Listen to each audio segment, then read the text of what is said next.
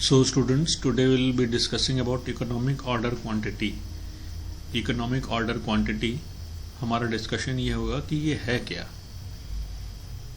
So if we talk about economic order quantity, so to understand it, it is the quantity at which a person should order any type of inventory so that costs associated with that inventory comes at its minimum. Now we'll understand what are these things, what are these terms.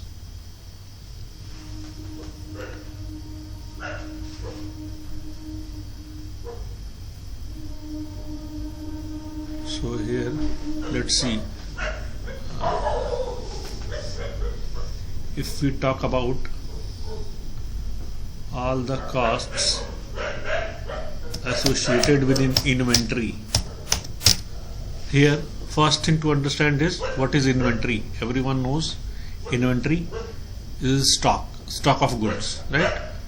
Now what are costs associated with the inventory?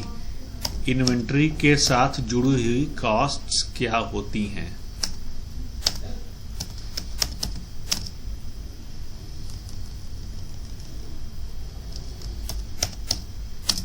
Cost associated with inventory, inventory के साथ जुड़ी हुई cost क्या क्या होती हैं? एक तो वो कि इन्वेंट्री को आप ऑर्डर करोगे. भाई अगर आप कुछ मैन्युफैक्चरिंग कर भी रहे हो तो उसके लिए रॉ मटेरियल तो आपको ऑर्डर करना पड़ेगा. आप ऑर्डर करोगे और सामान ऑर्डर करने के बाद जब सामान आपके पास आ जाएगा तो सारा का सारा सामान जितना आपने ऑर्डर किया है इकट्ठा तो आप मैन्युफैक्चरिंग में यूज करोगे ही नहीं. कुछ अपने गोडाउन में रखोगे, किसी भी फैसिलिटी के तहत उसको रखोगे और जितना जितना मैन्युफैक्चरिंग प्रोसेस में यूज होता जाएगा उसको यूज करते जाओगे. तो दो कॉस्ट्स इन्वेंट्री के साथ आती हैं आपको. एक होती है holding cost, sorry ordering cost. Ordering cost वो कॉस्ट होती है जो कि इन्वेंटरी को ऑर्डर करने पे इनकर की जाती है. और कैरिंग कॉस्ट, कैरिंग कॉस्ट वो कॉस्ट होती है जो कि इन्वेंटरी को अपने ऑर्गेनाइजेशन में कैरी करने पर, अपने ऑर्गेनाइजेशन में रखने पर दी जाती है. मान लो जैसे कि आपने सामान मंगवाया, मान लो आपने 1000 यूनिट मंगवा दी जिसमें से आपको इस वक्त तुरंत मैन्युफैक्चरिंग में केवल 200 यूनिट ही जरूरी है, तो 800 यूनिट आप बाहर रखोगे. 800 यूनिट को आपने मान लो गोडाउन में रखा है, गोडाउन का रेंट आप दे रहे हो, ठीक. या फिर आपने उन सामान का गोडाउन में इंश्योरेंस करवा रखा है. ये सारी कॉस्ट क्या होगी? कैरिंग कॉस्ट होगी. तो इन्वेंट्री से रिलेटेड यही दो मेजर कॉस्ट होती हैं, ऑर्डरिंग कॉस्ट और कैरिंग कॉस्ट. अब आप एक बिजनेसमैन का पॉइंट ऑफ व्यू देखिए. मान लीजिए वो किसी भी चीज की मैन्युफैक्चरिंग करता है तो जो इन्वेंट्री वो यूज करता है उस इन्वेंट्री से रिलेटेड उसकी दो कॉस्ट हो गई, एक तो ऑर्डरिंग कॉस्ट और एक कैरिंग कॉस्ट. अब बिजनेसमैन ये करना चाहेगा कि उसकी ऑर्डरिंग कॉस्ट और कैरिंग कॉस्ट कम से कम आए. हर बिजनेसमैन इसी में इंटरेस्टेड होता है ना कि कॉस्ट मेरी कम से कम आए ताकि प्रॉफिट मेरा ज्यादा से ज्यादा आए. तो बिजनेसमैन इन्वेंट्री से रिलेटेड भी यही डिसीजन लेगा. वो उस पॉइंट को खोजने की कोशिश करेगा जहां पर कि ऑर्डरिंग कॉस्ट और कैरिंग कॉस्ट का सम मिनिमम आए, कम से कम आए, ठीक. ऑर्डरिंग कॉस्ट और कैरिंग कॉस्ट का सम मिनिमम आए. अब आप देखिए,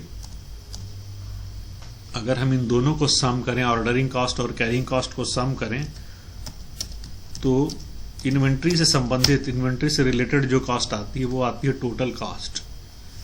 इसमें एक परचेज कॉस्ट भी ऐड होती है, तब जाकर के वो टोटल कॉस्ट आती है. मेजर जो हम ऑर्डरिंग और कैरिंग से संबंधित अगर हम कॉस्ट देखना चाहें तो वो कॉस्ट ये दो ही होती है, ऑर्डरिंग कॉस्ट और कैरिंग कॉस्ट. तो बिजनेसमैन हमेशा ये करना चाहेगा कि उसकी टोटल कॉस्ट जो है वो मिनिमम आए, ठीक है. ऑर्डरिंग कॉस्ट और कैरिंग कॉस्ट का जो सम है वो उसका मिनिमम आए. अब उसके लिए देखिए क्या करता है बिजनेसमैन, वो ये देखना चाहता है कि हम किस क्वांटिटी में ऑर्डर प्लेस करें ताकि मेरी कॉस्ट मिनिमम हो। फॉर एग्जाम्पल, मैंने लिया, मान लो कि मुझे एनुअल डिमांड है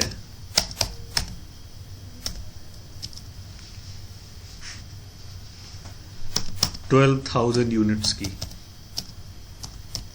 यानी 1000 यूनिट्स पर मंथ।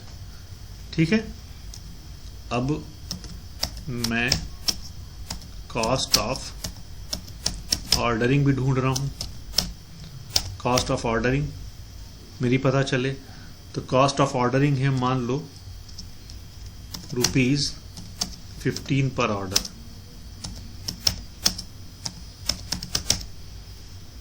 ठीक है, जो मटेरियल मैं मंगा रहा हूं, कॉस्ट ऑफ मटेरियल, वो मटेरियल है मान लो ₹1.25 पर यूनिट।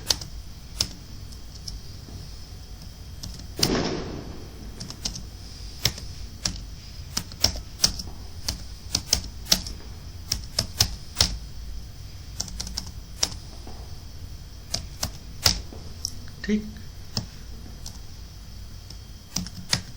और कैरिंग कॉस्ट जो है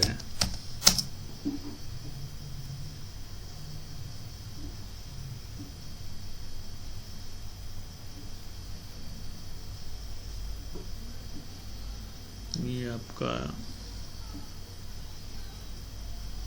कैरिंग कॉस्ट। ठीक, ये आपका मान लीजिए दिया हुआ है, एग्जाम्पल वी आर अज्यूमिंग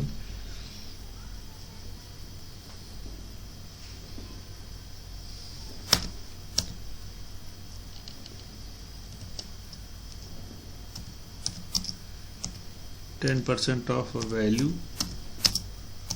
पर ऑर्डर। एक ऑर्डर में आप जितनी वैल्यू मंगाओगे ना, जितना सामान मंगाओगे, उसका 10% उसकी कैरिंग कॉस्ट लगेगी। अगर इतने सारी हमारे स्पेसिफिकेशंस हमें दी हुई हैं तो हम कैलकुलेट कैसे करते हैं, I'll just show you।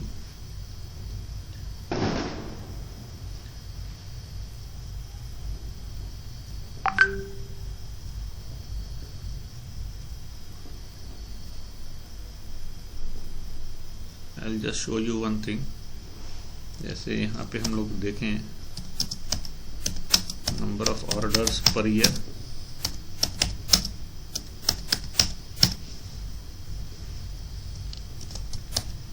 Units पर ऑर्डर,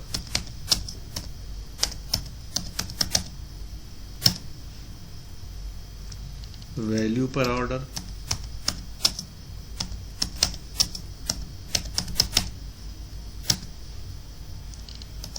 ऑर्डरिंग कॉस्ट, जिसको हम लोग शॉर्ट में ओसी भी बोलते हैं, और सीसी कैरिंग कॉस्ट। ठीक है, और फिर यहाँ पे जो आएगा वो दोनों का समेशन होगा टोटल कॉस्ट। इतनी चीजें हमें कैलकुलेट करनी पड़ेंगी, ये हमें एग्जाम्पल के तौर पे चेक करना है। इतनी सारी चीजें हुई। ठीक, अब मान लो आप एक साल में एक ऑर्डर प्लेस करते हो, तो आपकी टोटल डिमांड है साल भर की 12,000 यूनिट्स की, तो यानी आप एक ऑर्डर में ही 12,000 यूनिट मंगा लोगे। एक यूनिट आपकी ₹1.25 की पड़ती है, तो टोटल 12,000 यूनिट आपकी 15,000 रुपए की पड़ जाएगी। ठीक, ऑर्डरिंग कॉस्ट, चूंकि आप एक ऑर्डर प्लेस कर रहे हो और एक ऑर्डर की कॉस्ट है 15 रुपए, तो 15 रुपए आपका आएगा। कैरिंग कॉस्ट 10% ऑफ वैल्यू पर ऑर्डर, यानी 1500 रुपए आएगी। 10% ऑफ वैल्यू पर ऑर्डर, और दोनों का समेशन कितना आ गया, 1515 रुपए। ठीक, इसी तरीके से आप सोचो कि अगर आप 2 ऑर्डर प्लेस करते हो तो फिर आप कितना प्लेस करोगे, 6000 एक बार में, तभी तो साल भर में 12,000 मंगा पाओगे। 6000 की कॉस्ट एक 25 रुपये प्रति यूनिट के हिसाब से 7,500 हो गई। फिर यहाँ पे चूंकि 2 ऑर्डर्स हैं तो 15 × 2 30 रुपये हो गए ऑर्डरिंग कॉस्ट, और यहाँ पे 750 रुपये कैरिंग कॉस्ट हो गई। समेशन कितना हुआ, 780 रुपये। इस तरीके से आप और भी करते जाओ। जैसे मान लो आपने 5 ऑर्डर्स प्लेस किए, आपको करना तो कैलकुलेशन पूरा पड़ेगा 1 2 3 4 5 सबके लिए।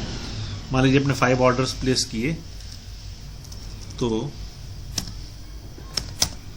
आपको एक ऑर्डर में 2400 यूनिट मंगानी पड़ेंगी, तब 12,000 आप साल भर में मंगा पाओगे। 2400 यूनिट्स के लिए ₹1.25 के हिसाब से 3,000 हो गया। तो ये चूंकि 5 ऑर्डर है तो 15 5 75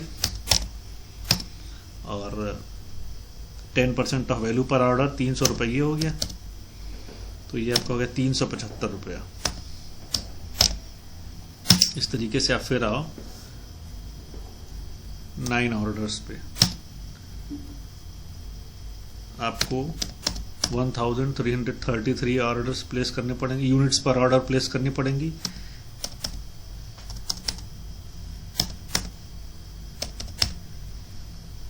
वैल्यू पर ऑर्डर होगा 1667, ऑर्डरिंग कॉस्ट हो जाएगी 135,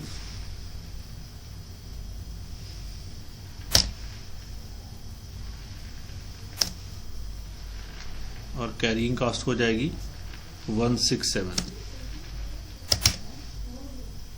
ठीक, तो इसका समेशन क्या हो जाएगा 302। क्लियर। उसी तरीके से 10 यूनिट्स के लिए आप देखो, आपका 1200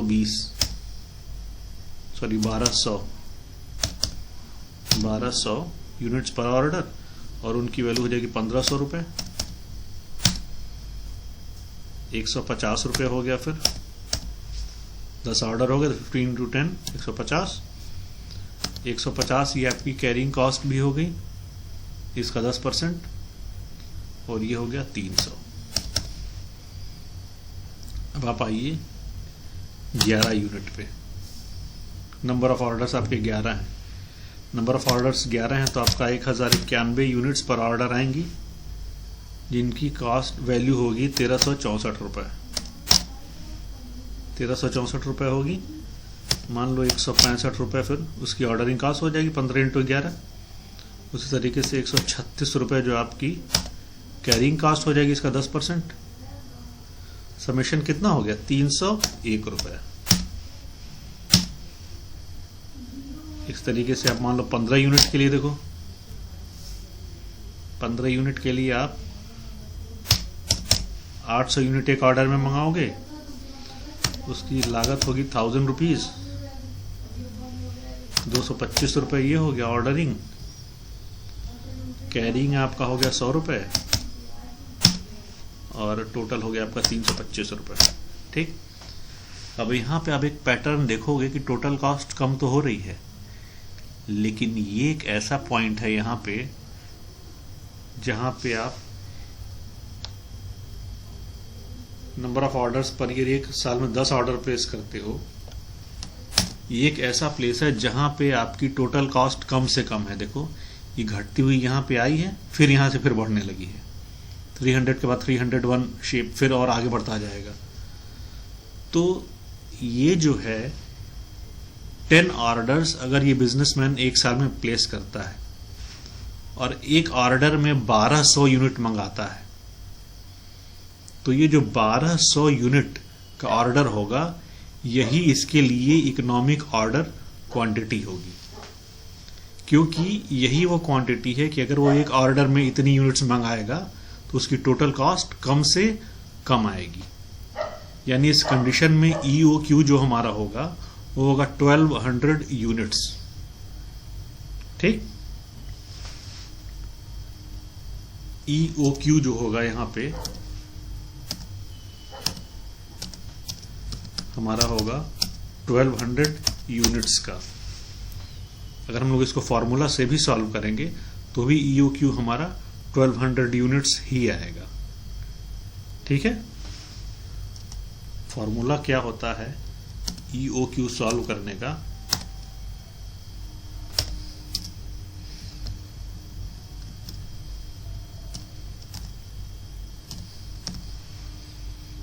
√2AO/C। अंडर रूट इसमें होता है, जस्ट अ सेकेंड बेटा, 1 मिनट।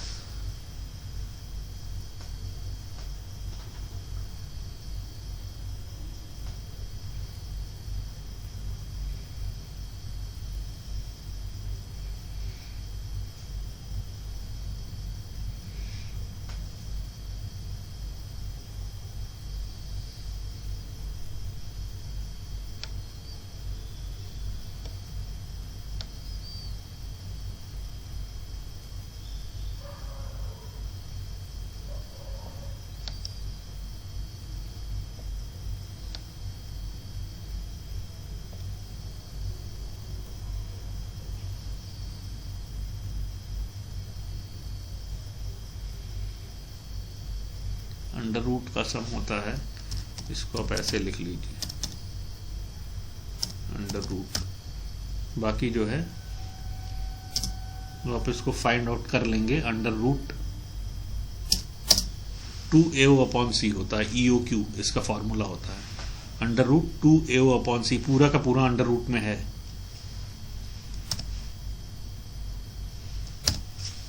पूरा का पूरा अंडर रूट में आता है। तो आप इसको देखिए, इसकी वैल्यू फाइंड आउट कीजिए। ए जो कि एनुअल कंजम्पशन होती है, यानी 12,000, तो अंडर रूट 2 इंटू 12,000 इंटू 15 है ऑर्डरिंग कॉस्ट, ओ जो ऊपर का वाला है फॉर्मूला में, और सी जो है वो कैरिंग कॉस्ट पर यूनिट होती है। ठीक है, कैरिंग कॉस्ट पर यूनिट होती है। तो आप उसको यहां पे कैरिंग कॉस्ट पर यूनिट लेंगे। कैरिंग कॉस्ट पर यूनिट, आपकी कैरिंग कॉस्ट पर यूनिट निकल के आएगी